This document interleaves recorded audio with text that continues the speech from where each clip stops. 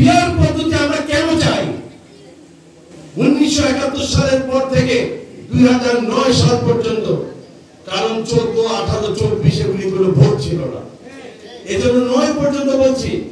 71 থেকে 2009 পর্যন্ত যতগুলি নির্বাচন হয়েছে, প্রত্যেকটি নির্বাচন যদি আপনারা পর্যালোচনা করেন তাহলে দেখবেন যারা বিজয়ী হয়েছিল, সরকার গঠন করেছিল, তারা 30 বা 32 বা 35% ভোট দিয়ে সরকার গঠন করেছে। তাহলে ধরে নিতে পারি 30 বা 35। তাহলে দেশের মোট জনসংখ্যা 30 বা 32 বা 35% ভোট দিয়ে সরকার গঠন করেছে, ভোট দেয় নাই, তাহলে কত পার্সেন্ট বলেন? 65%। তাহলে 65% মানুষের ভোট না নিয়েই 35% লোকের ভোট নিয়ে তারা দেশের মালিক হয়ে যায়। তারা তাদের ইচ্ছা মাফিক সংবিধান পরিবর্তন করে, ইচ্ছা মাফিক কালো কালো আইন বানায়, ইচ্ছা মাফিক তারা জনগণের উপর স্টিম রোলার চালায়। বিরোধী মতকে তারা সহ্য করতে পারে না, বিরোধী দলকে তারা বিভিন্ন অপবাদ দিয়ে জেল জুলুম শুধু নয়, ফাঁসির মঞ্চ তারা উঠায়। এজন্য আমরা বলছি জনগণের প্রত্যেকটি ভোটের হিসাব নিতে হবে।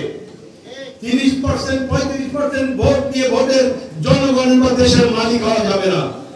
বাকি 65% যারা মূল অংশ, তাদেরকেও দেশের স্বাধীনতা সার্বভৌমত্বের গ্যারান্টি মনে করে দেশ পরিচালনার অংশ হিসেবে তাদের ভোটকে কাউন্ট করতে হবে।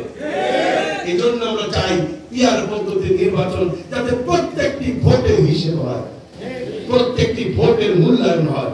কিন্তু তারা এখানেও না কেন? কারণ এটা যদি হয়ে যায় তাহলে তো মনোনয়ন বাণিজ্য করা যাবে না। দেখেন বিভিন্ন এলাকায় তাদের প্রার্থী 7 জন, 8 জন, 10 জন, 15 জন। সাংবাদিকরা কেউ জিজ্ঞেস করে বলে, ভাই বড় দল তো থাকতেই পারে।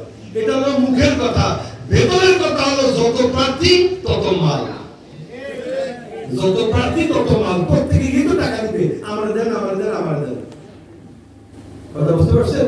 সুতরাং এই পদ্ধতি হলে এই যে মনোনয়ন বাণিজ্য, এই যে পেশি শক্তি তারা ব্যবহার করার চেষ্টা করে, এই মনোনয়ন বাণিজ্য, পেশি শক্তি, কালো টাকা, দুর্নীতি সব বন্ধ হয়ে যাবে যদি পিয়ার পদ্ধতি নির্বাচন হয়।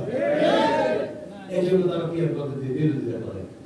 কিন্তু আমরা একটা সুষ্ঠু সুন্দর নির্বাচনের মাধ্যমে বাংলাদেশের সত্যিকারের গণতান্ত্রিক একটি দেশ, সুখী সমৃদ্ধশালী একটি দেশ গড়ার জন্যই পিয়ার পদ্ধতির নির্বাচনের দাবি করে আসছে।